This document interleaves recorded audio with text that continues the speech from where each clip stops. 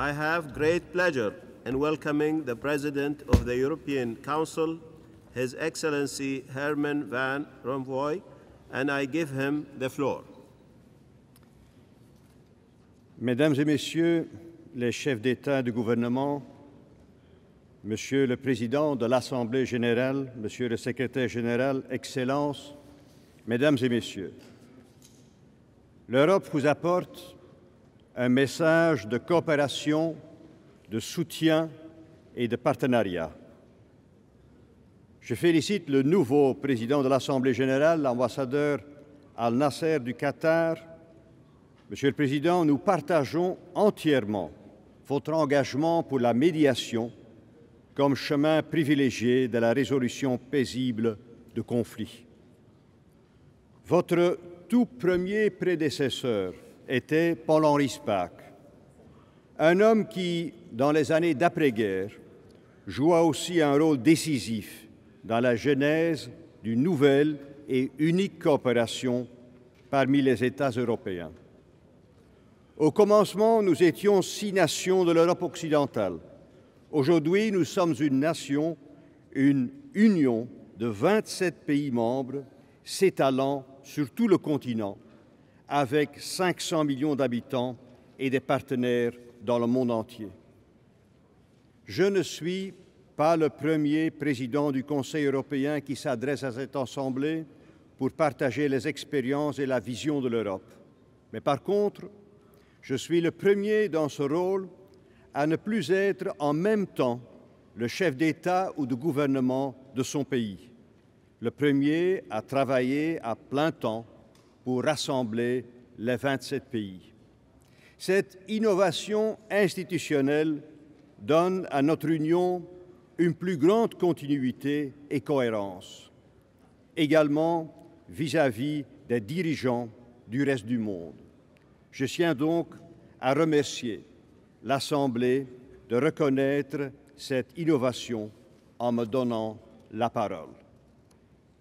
Mr. President, in the 1 year since the previous General Assembly gathered here, the world has changed. In some fields, it changed for the better. And that's why I should like to speak, first of all, about our hope.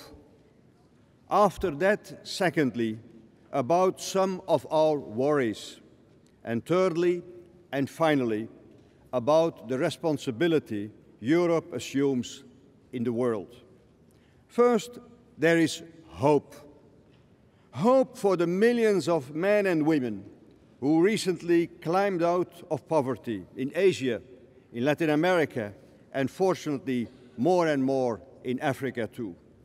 Emerging economies become emerged societies. Hope for the newest member of this Assembly, the Republic of South Sudan, after its transition to independence.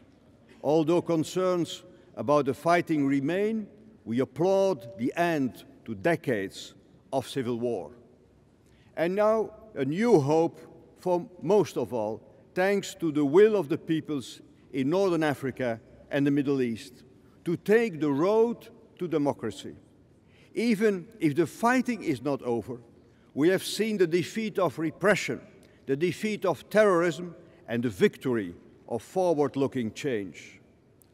For us, the Arab Spring is one of the most momentous political developments since the end of the Cold War. We Europeans, so close to the Arab world by the bonds of history and geography, we wish this spring to blossom. And that's why we support all steps toward democratic transformation and economic reforms benefiting the people. We support those steps with financial resources, with access to our markets, with mobility among our countries, and with assistance for state and nation building. Our aim is that the young men and women in our southern neighborhood feel they can build a future in their own country, a hope for a better life. We have done more. When earlier this year there was the risk of a bloodbath in Benghazi, European leaders, together with others, acted with swiftness and determination, diplomatically here in New York and militarily. We could not allow the Libyan regime to take the lives of its own people. The principle of responsibility to protect was put into action with perseverance and success. Now there is a responsibility to assist the new Libya with the political transition, the reconciliation, and the reconstruction of a united country. The Transitional National Council, today in Libya's seat, is ready for that task. Europe was, is, and will remain on the side of the Libyans. Mr. President, in my view, the Arab Spring is telling two important lessons. The first one, when 10 years ago, almost to the day, the horrific terrorist attacks of 9/11 were committed in this very city, many feared the start of an era of religious hatred. This has not happened. The people in the streets of Tunis, Cairo, Benghazi, and across the Arab world aspire to dignity, jobs, equal opportunities, social justice, and democracy. We witnessed no extremism, nor a so-called clash of civilizations, but an episode in the fight for freedom and for justice. And these should remain the overriding objectives for the future. And the second lesson, a political system which does not allow for peaceful change will remain weak at heart. And we praise, therefore, the leaders that are taking courageous steps towards positive change. But alongside the hope, there is reason for worry too, and that's my second point.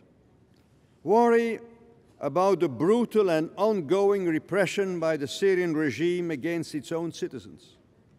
Europe is keeping the pressure on the regime with sanctions, and we urge others to join us. Of course, there are other worries too.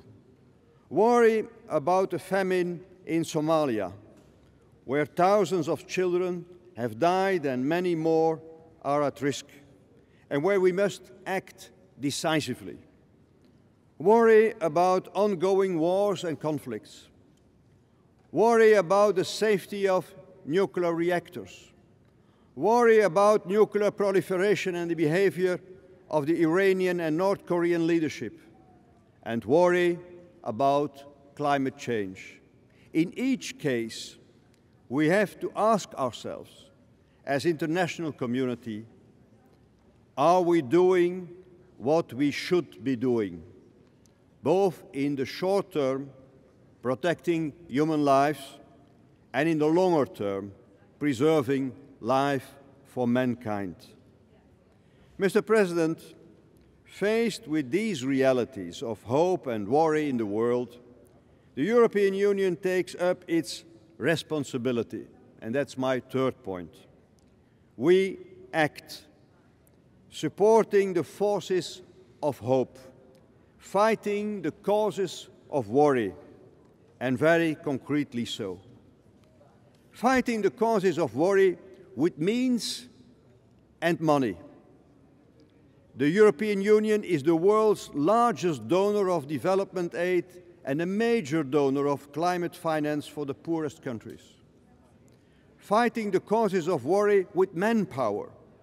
We have not only tens of thousands of development workers, but also thousands of soldiers, policemen and judges in missions all around the world. Peacekeeping in Africa's Great Lake region, training police in Afghanistan and Iraq, patrolling off the coast of Somalia. Fighting the causes of worry with a sense of the global common good. In the issues of global governance, Europe looks for solutions. We are constructive in world trade negotiations, ambitious in climate talks, and forthcoming in the reform of the international financial institutions, recognizing the shift in global economic power. We simply cannot accept a stalemate, be it in Durban, Doha, Rio, or Cannes. Fighting the causes of worry with expertise in mediation. We mediate in conflicts in our neighborhood and beyond, drawing from our experience of overcoming age-old rivalries. In the Balkans, we bring parties together. And as a member of the Quartet, we are fully engaged in finding a solution in the Middle East peace process. A word on that issue. The parameters for a solution on the Israeli-Palestinian conflict are well known. The European Union has outlined these on numerous occasions. Also here at the United Nations. No reason to repeat them. Now is the time for politics, for dialogue and negotiations. Populations have lived in fear and suffering for too long.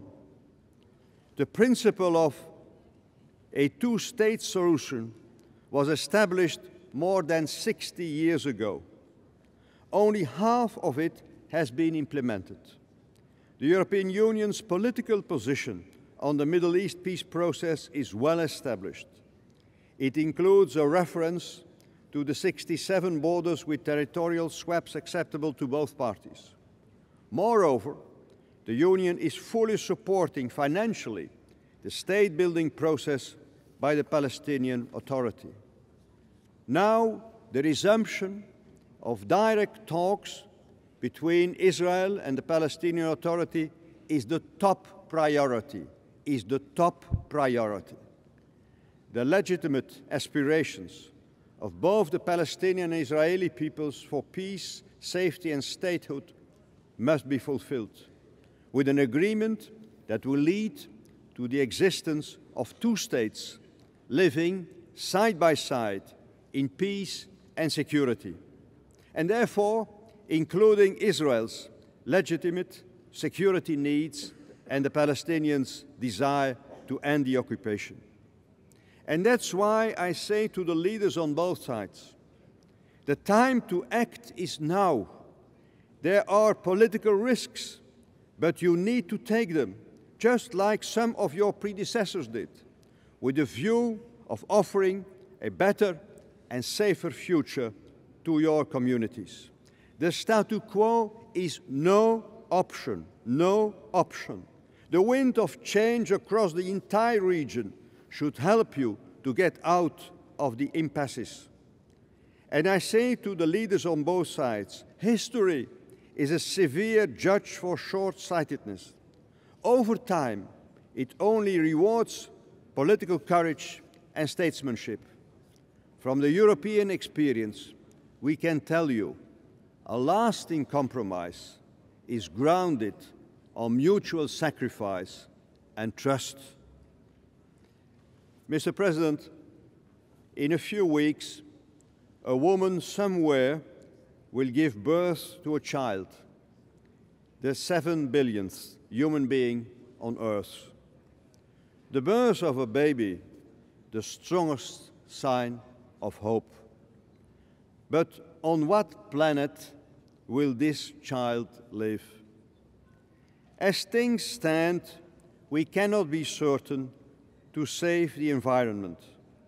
Present patterns of production and consumption are unsustainable. Moreover, our actions to combat climate change are insufficient, below the politically agreed objectives. Clearly, more needs to be done to align words and deeds, starting in the Durban Conference on Climate. Europe sticks to its commitments. We are delivering on the emission targets, and we invite the rest of the industrialized countries to join us. At the next Rio +20 conference, the world should show its renewed commitment to sustainable development. Green growth must become the rallying cry in countries big and small, rich and poor. And as I said, Europe is ready to help the most vulnerable nations. Mr. President, Europe takes its responsibility in the world and also at home. The most serious test since years, which we are now facing, is the sovereign debt crisis in the Eurozone. European leaders are taking the decisions individually and jointly to bring this storm to rest. We are acting with determination and in a spirit of solidarity. It requires political courage and statesmanship. The responsibility which I feel around the table of our 27 presidents and prime ministers is not just related to the Euro's weakest economies, nor to the Eurozone alone. No, we feel a responsibility for the world economy as such. And looking to the weeks and months ahead, you may be assured that we will continue to do what it takes to safeguard the financial stability of the Eurozone, working on more governance, more fiscal discipline, and more fiscal integration. It is the defining challenge for my generation. We are aware that people in other economies look at us, since our problems may affect their jobs, their pensions, or their savings. We likewise expect the other major economies to take responsibility for their internal challenges. Each has to bring its own house in order, be it by bringing down its public debt, by stimulating domestic demand, or by aligning exchange rates to economic fundamentals. Monsieur le Président, évidemment, notre agenda est beaucoup plus large. Vous pouvez être rassurés que l'Europe restera engagée auprès de vous afin de construire un monde de paix et de sécurité, de promouvoir les valeurs universelles des droits de l'homme et de la démocratie et de combattre la famine et la pauvreté. Dans un monde qui se mondialise, le rôle des Nations unies est indispensable. Les 500 millions d'Européens refusent le repli sur soi, le splendid isolation. De plus, le monde n'appartient à aucune nation. Le monde est notre monde à nous tous. Thank you, Mr. President.